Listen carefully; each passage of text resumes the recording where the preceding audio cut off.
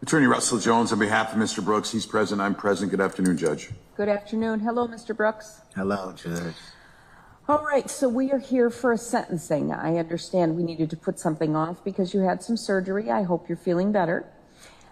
We are now ready to proceed on this. The last time that we were in court, you entered a no contest plea and the court found you guilty in 21 CF 4596, count 3, second-degree recklessly endangering safety with the domestic abuse assessment, and in 21 CF 5020 of count 1, intimidation of a victim by threatening force.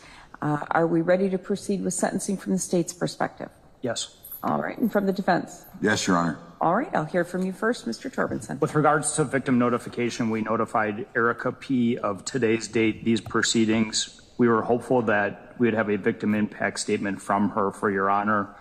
Unfortunately, there have been some recent political ads that have featured what happened out in Waukesha that have resulted in recurrent trauma for her. She has chosen not to be here today. She has chosen not to file the victim impact statement. I will hopefully relay to the court as best I can the impact that this has had on her, the enduring impact it has had. But she has made the choice, the conscious and deliberate choice, not to be here today because of that. All right, I appreciate your making that record. I did file a documentation from Crime Victim Compensation for restitution. I saw it, thank you. When considering the serious nature of Mr. Brooks' offenses, Mr. Brooks' character, and the need to protect the public, the state is respectfully requesting that the court sentence Mr. Brooks to a substantial prison sentence in the Wisconsin state prison system. We are leaving the length of that substantial prison sentence up to the sound discretion of Your Honor. On November 2nd of 2021, Erica P. was staying in a hotel when she heard a knock on the door. She opened the door to find Mr. Brooks there, who was immediately argumentative with her, confronting her, took her cell phone away from her to prevent her from calling anyone for assistance or help. Erica left the apartment building and began walking down the street, and Mr. Brooks got into his red truck and followed. He would corner Erica at a gas station, get out of the truck, continue to argue with her, punch her in the face, resulting in a swollen eye, repeatedly attempt to get her inside of the vehicle. And then when she refused to get inside the vehicle, he would get inside of that truck and run her over. She suffered a dislocated femur, a fractured ankle. She had a swollen eye, she had cuts to her legs, and perhaps the most vivid picture taken by the Milwaukee Police Department is that of her pants, which show the tread marks from Mr. Brooks' tires, the tracks on her pants that had to be cut off her at the hospital so that she could be treated. That same day, November 2nd of 2021, there was a young prosecutor in the Milwaukee County DA's office. She was finishing a domestic violence felony jury trial. There was no victim that showed up for that trial, but she chose to go forward on it. She obtained 2 guilty verdicts from that case. That evening and the next coming days, after proceeding on a trial, she would review 22 domestic violence referrals, one of which was this case. She would reach out and try and make contact with Erica, and she couldn't get a hold of Erica. The allegations were so severe, so serious, that this young ADA chose and said, this case needs to be charged. Something needs to be done about this.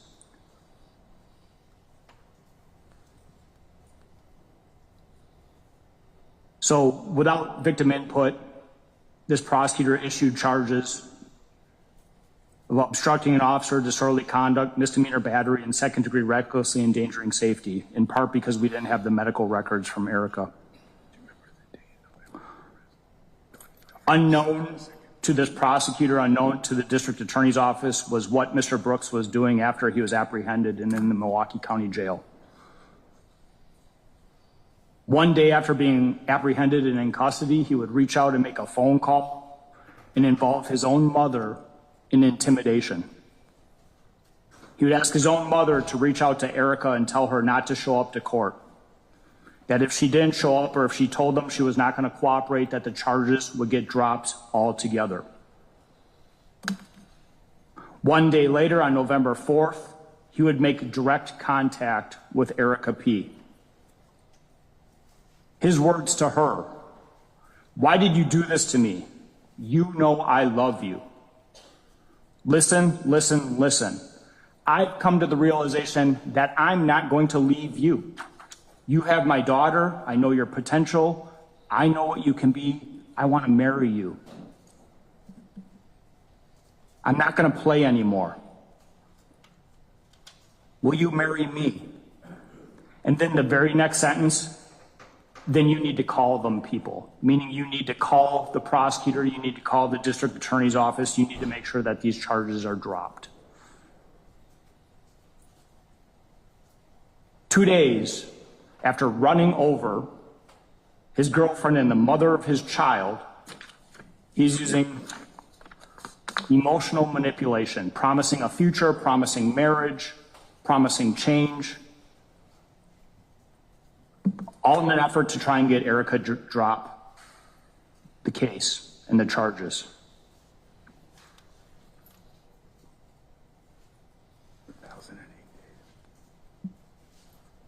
And blaming her, telling her it was his fault she was facing, in his words, 60 fucking years. And telling her she should have kept her mouth shut. Telling her the pain it was going to cause his mother because she called the police and made a report.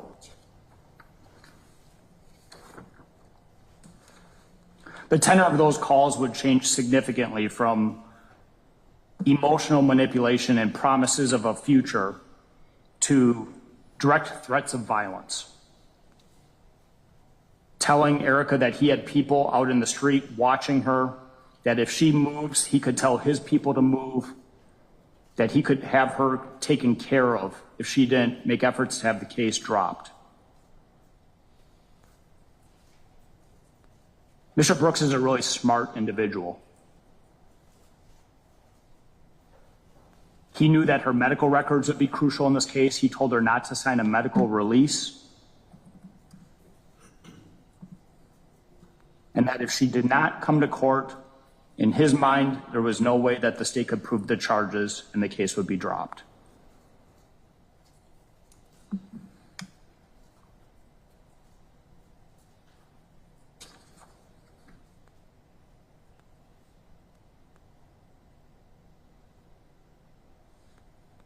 But he would threaten her safety from the confines of the Milwaukee County Jail. Even in jail, even in custody, he showed the ability to threaten, to manipulate, and to control Erica.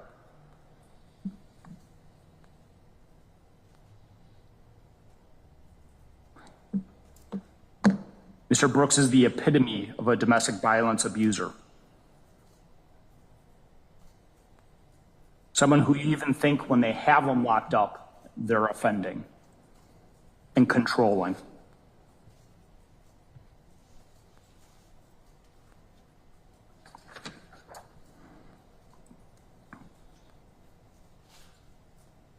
Unfortunately, none of that conduct was known at the time that Mr. Brooks was in the Milwaukee County Jail.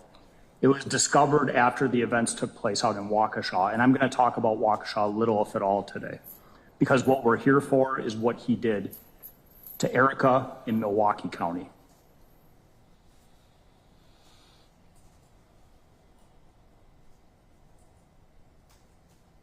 But after the events transpired in Waukesha County, investigators with the Milwaukee County District Attorney's Office went back and looked at his calls, and they found this intimidation, rampant intimidation, multiple calls taking place over a period of 10 days, all in an effort to ensure that she never came to court.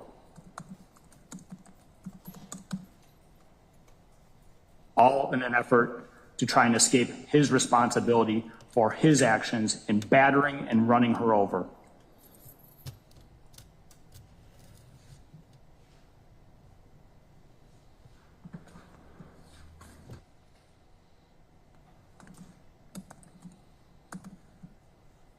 It wasn't just Erica who saw and experienced the defendant run her over on November 2nd, 2021. There was a citizen witness that saw it.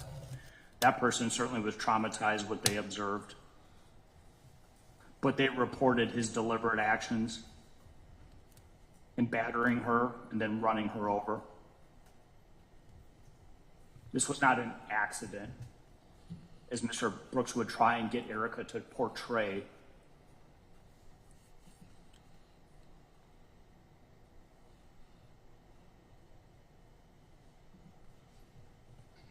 And so the offenses that this defendant committed in Milwaukee County are extraordinarily serious.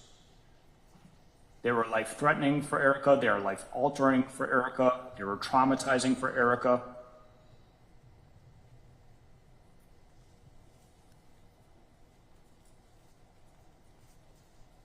And then after the events of November 2nd, within the confines of the jail, he invades the province of this system.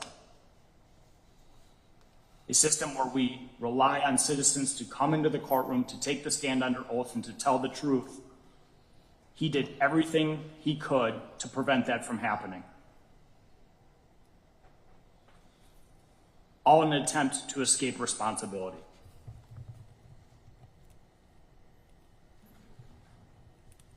For those actions, he is singly and solely responsible.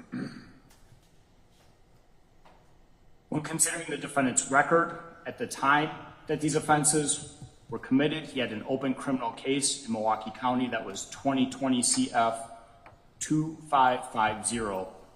He was charged with 2 counts of second-degree recklessly endangering safety and felon in possession of a firearm. That was resolved with a charge of felon in possession of a firearm when the witnesses did not appear on the second-degree recklessly endangering safety. He pled to the felon in possession of a firearm charge to his credit. He was sentenced to 4 years in the Wisconsin State Prison System, 2 years initial confinement, 2 years extended supervision. In 2011 CM 6550, Mr. Brooks was charged with possession of a controlled substance, THC, and misdemeanor bail jumping. He received 180 days in the House of Corrections consecutive on each count. In 2011 CM 1812, he was charged with obstructing an officer. He was sentenced to 37 days in the House of Corrections. In 2011 CF 5366, he was charged with possession of a controlled substance, second or subsequent. He received 180 days in the House of Corrections. In 2010 CF 87, a Wood County case, he was charged with strangulation. He received a probation sentence in that case. He was revoked on that probation. He had a withheld sentence during the subsequent sentencing hearing, who received 11 months in the House of Corrections. Was that domestic violence related? It's difficult to tell because it's not a Milwaukee County case, so there's not a lot of information that I could find on CCAP. Just give me 1 second, I can look. You said Wood County? Yes.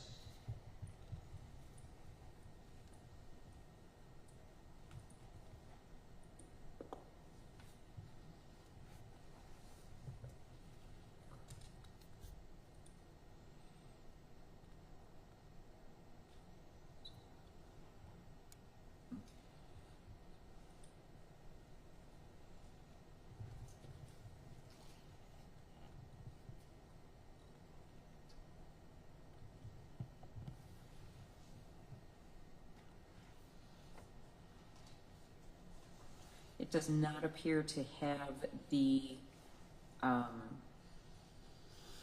assessment, but the facts alleged in the criminal complaint do seem to indicate a personal relationship. Okay. Yeah, my client indicates it doesn't qualify under the DV statute, but it was a personal relationship. I don't know that, but I'm just letting the court know. Understood. I just read that, so it makes sense. Okay, go ahead. In 2005, CM 151, a case out of Manitowoc County, he was sentenced to 10 days in the House of Corrections. It's a misdemeanor offense. Beyond that, I forgot to write down the charge. I apologize about that. I believe it is an obstructing an officer, if my memory serves correct. In 2002, CF 936, he was charged with possession of controlled substance. Second or subsequent, it was marijuana. He received a 50-day sentence in the House of Corrections. And he has a 1999 felony charge in case ending 4470 for substantial battery. He received a probation sentence. He was revoked on that probation and subsequently sentenced to 2 years in the Wisconsin State Prison System. He also has a sexual assault conviction from January 3rd of 2007 out of the state of Nevada for statutory sexual seduction is the name of the charge. Give me a second. That was the 99 case in Milwaukee? Yes.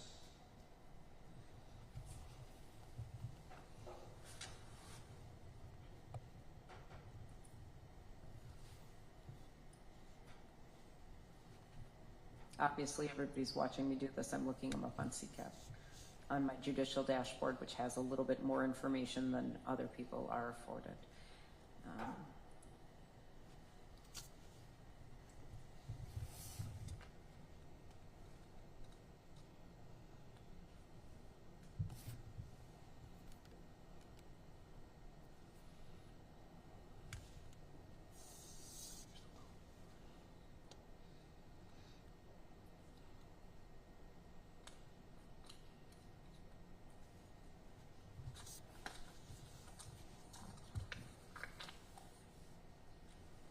It does not appear that that has anything to do with the substantial battery. It had nothing to do with any sort of personal relationship, domestic violence, or anything like that. Okay. So that's Mr. Brooks' criminal record with regards to his character. With regards to Mr. Brooks' character, I do think it is a positive that he entered pleas in this particular case. At the point that Mr. Brooks entered pleas in this case, he had absolutely nothing to lose. He'd already been sentenced to hundreds and hundreds of years of time in the Wisconsin State Prison System out in Waukesha. And so whatever happened on this case, from Mr. Brooks' perspective, his life has already been taken away in many aspects by the sentence out in that county.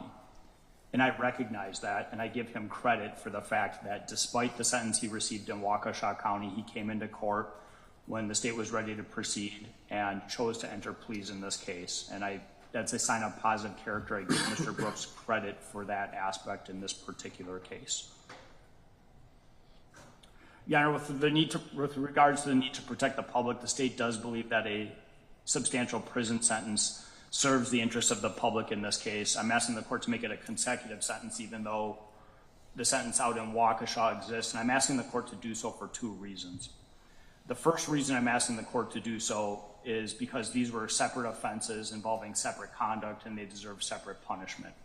That serves the interests of both specific deterrence and general deterrence. Specific deterrence and punishment for Mr. Brooks, general deterrence, so our larger community knows that when you commit separate acts, you're going to be held to account for those separate acts through the punishment. Understanding the sentence that was given out in Waukesha, I'm also asking the court to consider consecutive sentences for this reason. As a prosecutor and supervisor in the Milwaukee County District Attorney's Office, I have seen cases that decades ago have been overturned by the federal court system based on decisions regarding a person's choice to represent themselves. I am not second-guessing anything that happened out in Waukesha. I'm not second-guessing the timeline of events out in Waukesha, but I have concerns.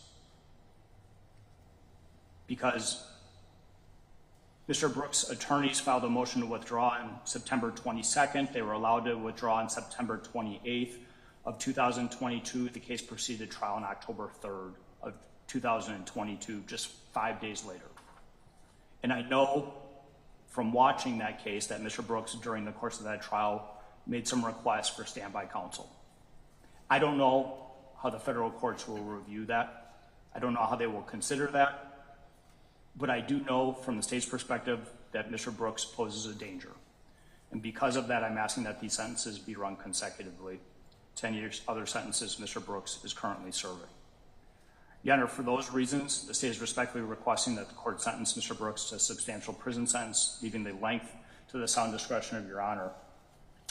The last thing I'll have the court look at are 2 photographs of Erica's pants that were cut off her from that day, showing vividly what Mr. Brooks did with his automobile.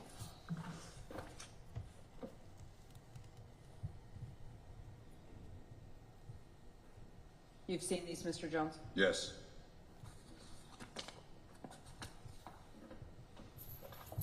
All right.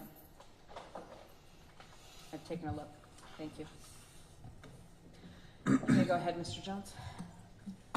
Well, look, I mean, the elephant in the room is what? 6 life sentences in Waukesha, right? So when we look at this, I'm not saying this is an academic sentencing, but in a large part, it becomes academic in terms of the outcome for Mr. Brooks. But I think what's interesting, and I think the state fairly points out, that Mr. Brooks could have simply just had a trial, could have put the victim through more torment and torture throughout this case, and he didn't do that. He didn't do that, I think, because Mr. Brooks recognizes that these circumstances warranted him to plead guilty. Now, look, the maximum possible penalty for the court here is 10 years in, 10 years out, and I don't think a max is warranted here. I think if we looked at this case in isolation and we didn't have the Waukesha case, we'd be arguing something very different. But we do have that, and that's certainly a backdrop the court gets to consider and, quite frankly, should consider. But when we look at those things, I don't think these facts, setting aside Waukesha, warrants the max penalty. I don't think his criminal history prior to Waukesha, which, of course, these instances predate the Waukesha incident, warrant a maximum sentence. So then the question is, what do we do? Well, first of all, from an academic standpoint, we have 946 days credit on the intimidation. We have 1,008 days credit on the underlying case. 18 days of those are completely independent credit, even if you run it consecutive. In other words, from November 2nd, 2021 to November 19th, 2021, he was in on just this matter, or strike that, on just 4596, which is 18 days. He then went back in on December 20th, 2021 through today's date, which adds another 990. By my math, that's 1,008 days total. And I'm just putting that in the right spot. Then he has the 946. If you run the 2 consecutive, then I guess you would subsume 1,008 days on the one and then not on the other. But that's what the numbers compute to with respect to credit. With respect to this incident, yeah, it's certainly not a case where I think probation's appropriate. Obviously, you got to consider that. I think that's easily dismissed given the seriousness of the crime. I don't think Mr. Brooks would even think that this is a probation case. But I don't think it warrants the maximum. What I'm going to propose the court do is I'm going to propose the court do 4 years in and 4 years out on each case, but I think that the court run them concurrent. So that's close to the maximum on each one. I'm asking the court to run them concurrent. The intimidation, even though it's phone calls, I don't think it's of the most egregious nature of an intimidation that we see come through these courts. There wasn't any sort of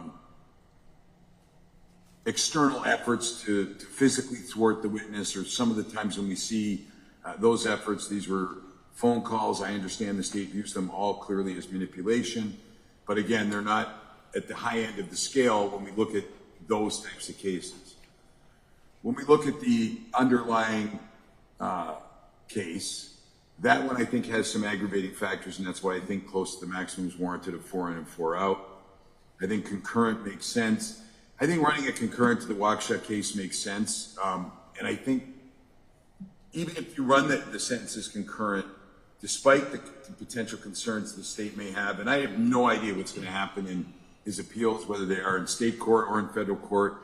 I don't think really this court should speculate on that. I don't think that's the issue that this court's dealing with. The issue this court's dealing with is, how do we sentence somebody under these circumstances with the character of this defendant, with the sentencing factors in this case.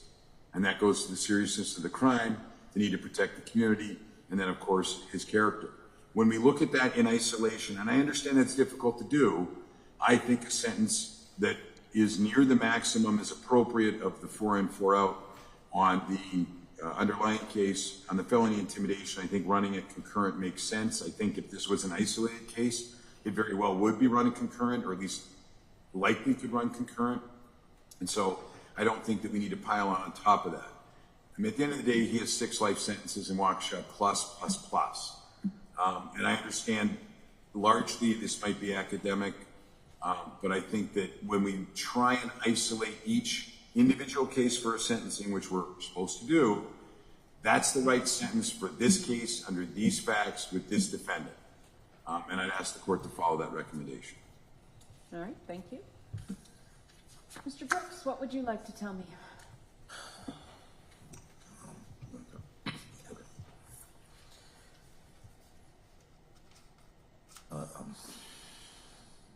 First, I just want to thank you for how you've handled this case. It's been three long years that I've been coming before you now, and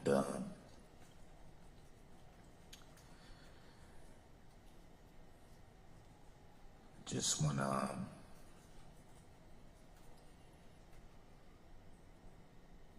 to tell you that throughout these 3 years, this matter has affected the people that matter most to me, namely my children too have been affected by this. It's kind of like a rift. This situation happened with, the mother of one of my children. And, coming from a broken home myself with those types of issues that, my mom went through, I think I have a better understanding at this point now of the way that these can affect kids growing up. I want to say that I take responsibility for my actions fully. I'm not gonna hide behind anything. I'm a man up, and in these years, I've made the choice to look at those things and decide for myself that the cycle stops with me. I have 2 sons, and I definitely wouldn't want them to be involved in anything that would hurt people they love, or, when they have children, for their children to be hurt in those ways as well. So that's part of the reflection that I've been doing. I've also, it's been difficult because of my situation in prison to actually get things done because of my custody status, but I've taken the initiative to program in those areas, dealing with domestic violence issues, childhood trauma issues, things of that nature. I'm doing fairly well with those, which is something I never had, growing up. And, just to have the opportunity to look at better ways to deal with frustration, deal with anger, to deal with understanding.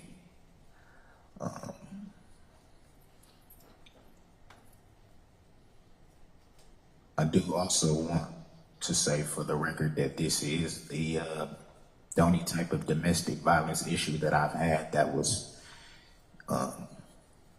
any type of personal relationship, and from the aspect of someone that I have a child with. Okay. Yeah, from that aspect. The Wood County person was a personal relationship, but you did not have children, correct? It was not somebody I knew very well. It wasn't a relationship. It wasn't a romantic relationship type of thing. You knew each other. Yeah, I'm sorry about that. We did know each other, not very well, and there was no romantic connection with that situation.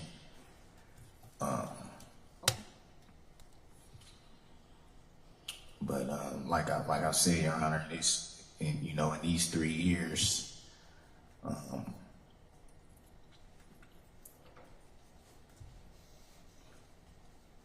it's about trying to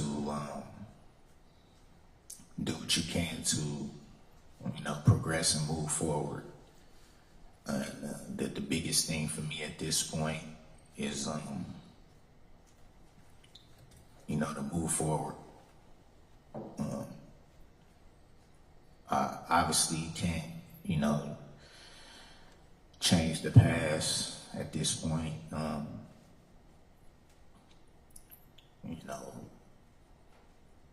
People will see me how they will see me. I accept that,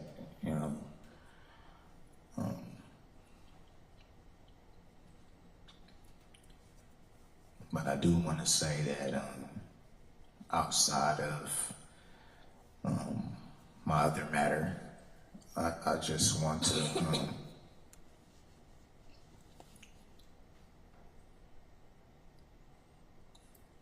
not have the weight of that so much be the narrative in this. The whole time I've been coming before you, I think there was some concern about how I would present myself. I made it my point to show you that this wasn't gonna be more of the same. I've done my best to make sure that I've respected Your Honor and your court and everything like that, and to try to show the growth that I have been working on in these few years, and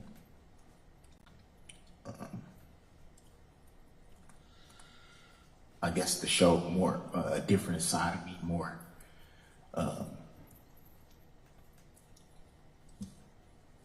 a side that I'm moving towards, the side that I'm on the path towards, and that was a goal of mine, to make sure that I didn't make your job harder than it needed to be. And outside of that, I just want to set my other matter to the side and just be fairly judged on this. And that's why I thank you for the way that you've handled it this entire time, because I can bet you probably like, why is this guy still on my docket at this point? We should have been past this by now. But I think the length of the matter to my favor gave you more of an opportunity to see, like, this is the road I'm going down now. And unfortunately, my situation is what it is. But I know I'm on the right path. Thank you for your comments. So whenever I sentence anyone, I need to consider 3 separate things. the gravity of the offense, the protection of the community, and the character of the defendant. To address your kind of last point first, I live in the world. I know what happened out west of here. But from the very first appearance you made in front of me, that was after that, you have not been the person that we saw on TV that was there. You have acted absolutely perfectly fine in this court, and I want you to know that I appreciate it. There are security measures that are in place with the Sheriff's Department based on those issues, but you have never acted up in court. You have never been disrespectful. You have never done anything. You are an absolutely different person as you deal with this court than you were as portrayed out there. And I recognize that, I appreciate that, and I absolutely am separating these issues. These incidents, the initial incident and the intimidation that took place thereafter, took place prior to what happened in Waukesha, and you will be sentenced simply on those.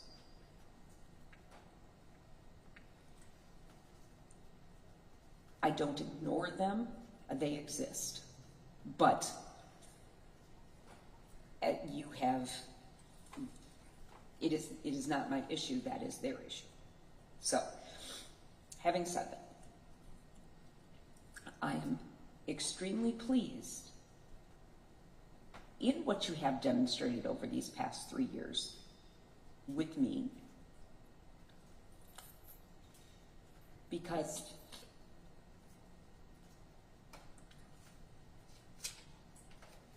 I believe that you are on the path that you say that you are.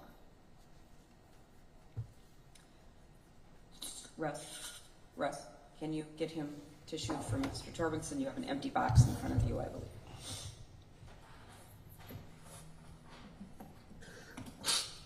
The problem is, as I have to sentence you for these offenses, I have to look at your behavior for these offenses. I have a question for you before I get to my comments from that. In looking at your record, something jumps out at me. You have a number of offenses starting in 1999 all the way up to 2011. Some gaps. What happened? What were you doing between 2011 and 2020? Did you live here? Did you live somewhere else? You don't seem to have any criminal contact. What were you doing? I did live out on the West Coast. Is that when you had that was a 2007 Nevada case? Were you in trouble out there, or were you living a... No, I was thriving, Your Honor. I was thriving. I was working. Had a great relationship with my children.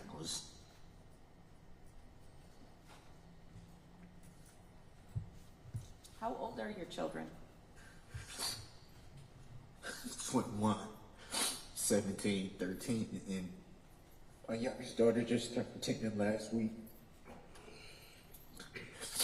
Which is the one that you shared with EP? My 17-year-old daughter. Who was starting to spell me college. And I'm missing it. Well, you are. But I'm that's so proud of her. That is an amazing accomplishment. I'm glad to hear that. She graduated a year early because her academics was so up to par. I didn't get a chance first stage.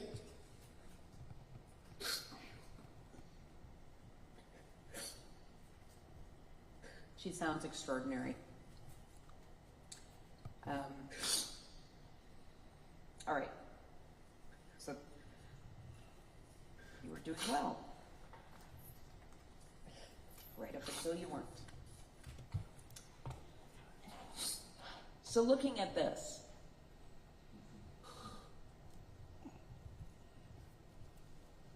it strikes me that you don't have a relationship that goes on for 17 years, or roughly about thereabouts. And the very first incident of violence between the two of you results in you following her to a hotel, banging on her door,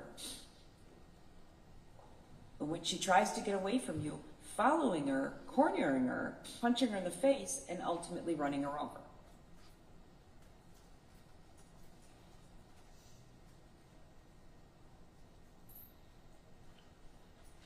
That was absolutely outrageous.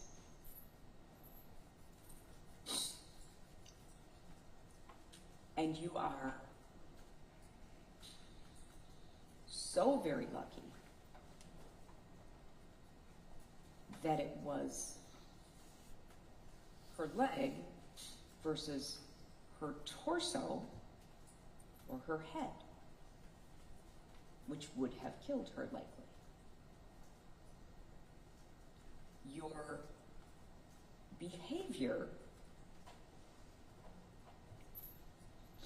was so outrageous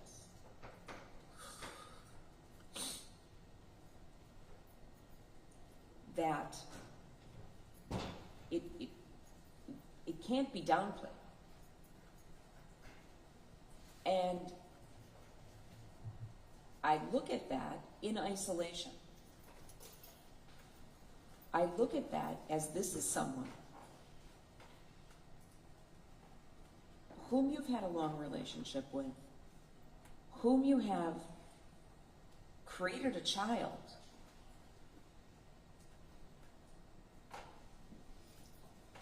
and you disposed of her as if she were roadkill.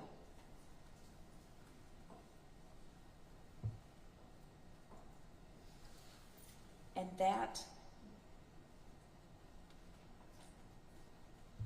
behavior by itself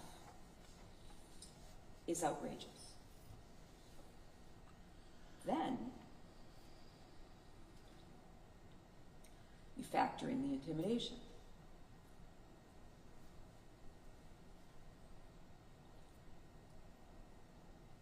The quotes from that those jail calls.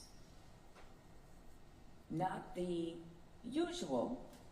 Unfortunately, I've seen a lot of intimidating jail calls that involve, let's be together. If you want us to be together, you have to get this drop so we can be together. And I can show you how very much I love. I've heard that a million times on jail calls. But when that didn't seem to work, you doubled down and intimidated her in such a manner. Mr. Jones may say it's not the worst because there wasn't any follow-through, that nobody followed her from her house to court on the day she was supposed to come and testify and ran her off the road or did any of those things. Of course that could have happened, but we were 10 days out from the incident. There was no trial at that point. Who knows what may have happened at some point.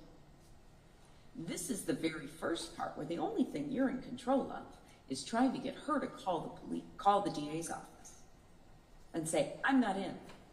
I'm not prosecuting.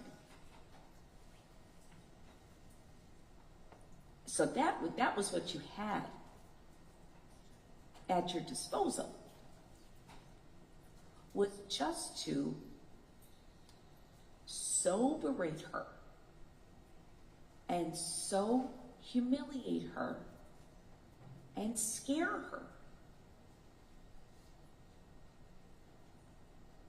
So as to get her to do your bidding. Because you're locked up, right?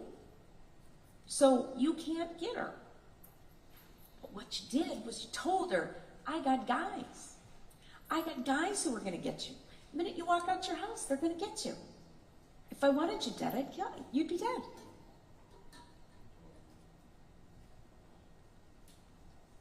That is a horrible, horrible way to live. Because she may have 99% thought you were full of it. But that 1%, when she hears a noise in the house, or sends your daughter off to school,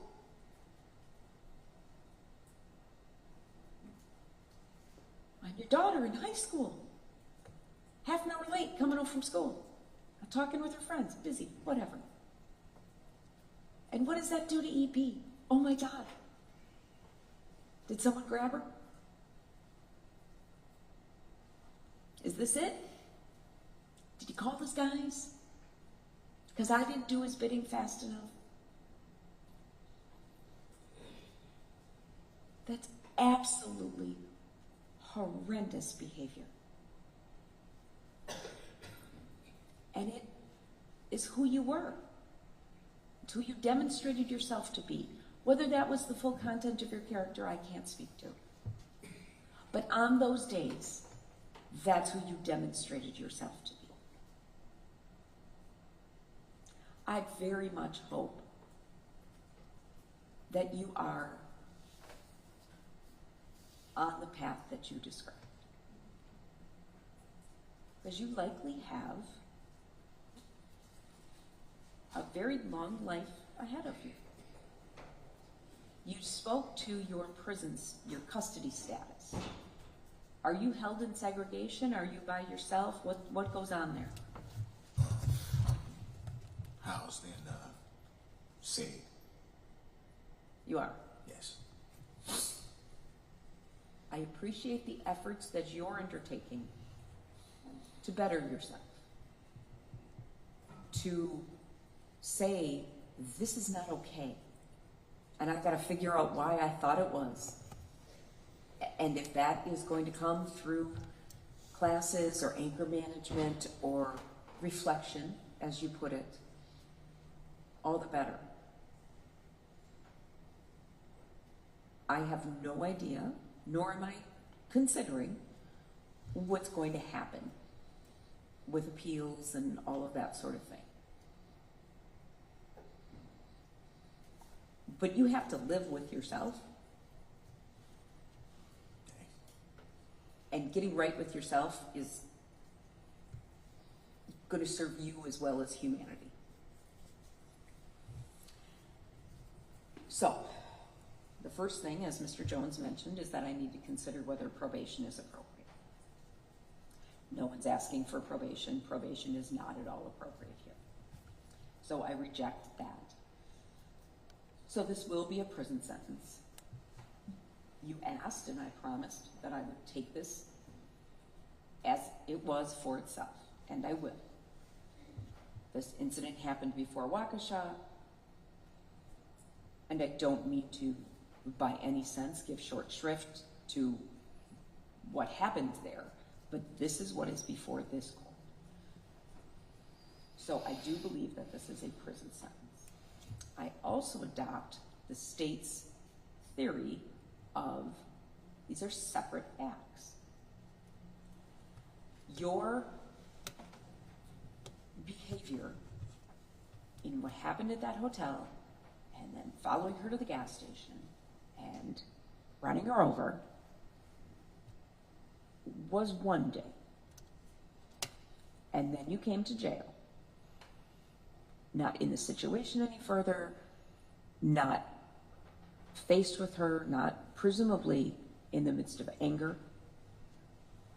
You may have been angry about a variety of things, but not in a face-to-face, we're having an argument, anger. And you opted to violate the court's orders by contacting her, by contacting your mother and putting her in the middle of everything, and contacting EP directly and saying the things that you said, which were horrible. And I suspect she will never forget them.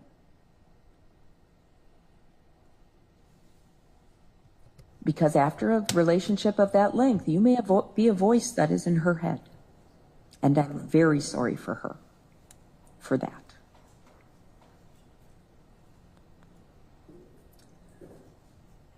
Conditions of time that you are serving will include absolutely, positively no contact with EP. You have said that your child with EP is 17 years old. The state is not seeking a no contact order with her, are you? With the child? No. No, I'm not going to do that. She's about to start college. She will be in charge of whether there will be any contact. There is a request for restitution. Have you gone over that, Mr. Jones? There's a stipulation on that. Okay. Restitution in the amount of $656.96 will be made payable to the Crime Victim Compensation Program. You will have to pay the DNA surcharge as well as the domestic abuse assessment and any mandatory costs, fees, and assessments. I'm going to waive any non-mandatory. You don't have the ability to pay any more than you are going to have to pay. So I will waive those due to your inability to pay. What I have ordered will be due and payable from your prison funds at a rate to be determined by the Department of Corrections, then will be payable as part of any sort of extended supervision that you're released on. And if you are, if it's not paid by the end of extended supervision, it will convert to a civil judgment. You are now a convicted felon. You may not possess any firearms. You cannot vote until your civil rights are restored. This was a violent felony, so you may not possess body armor. And if you violate that no contact order, you could face additional charges. I am going to order strike that. I'm going to encourage you. And I say this because of your custody status. I'm going to encourage you to participate in any sort of programming that is available to you. I'm not ordering it because it may conflict directly with your custody situation. And I don't want to put you in a situation where you cannot do something that I've ordered because of your custody situation. So I'm going to encourage you to take domestic violence intervention programming, anger management, and individual therapy. Whether that will be made available to you as part of your prison sentence, I don't know. If for some reason, I would do my part to find out. So I know you will. If for some reason you are released on extended supervision on this case and released into the community, those will revert to being suggestions to orders. Okay? yes, ma'am. So if you're released, they will be court orders then, if you have not already completed them in your prison setting. So now I need to turn to the amount of the sentence.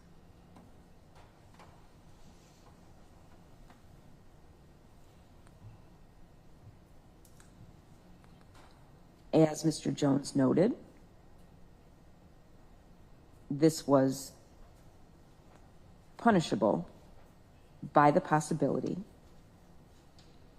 of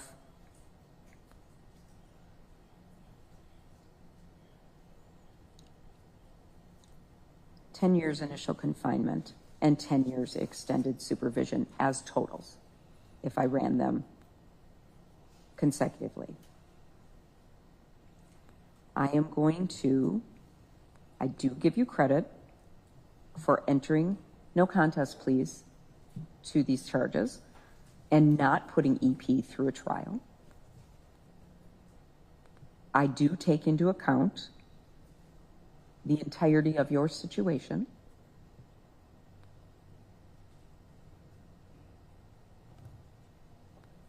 Therefore, I am going to sentence you as follows.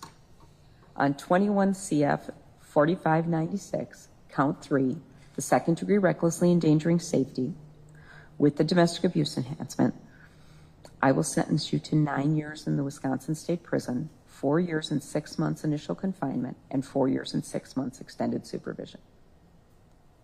On 21 CF 5020, count 1, the intimidation of a witness, I will sentence you to 9 years in the Wisconsin State Prison, 4 years and 6 months initial confinement, and 4 years and 6 months extended supervision. Those counts will be consecutive to one another because they were decisions made on different days. You made volitional decisions to engage in that behavior on separate days. And it will also be consecutive to any sentences that you are serving from any other jurisdiction.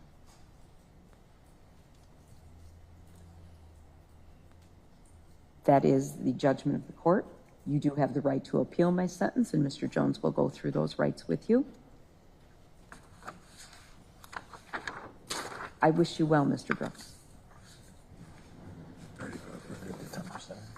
Judge, the credit? He does not have credit given the way Well, he that would I have- he would have structured. eight- 18 days credit on, 4596. yep, 21 CF 4596. 18 days independent credit on that one. Because she ran a consecutive.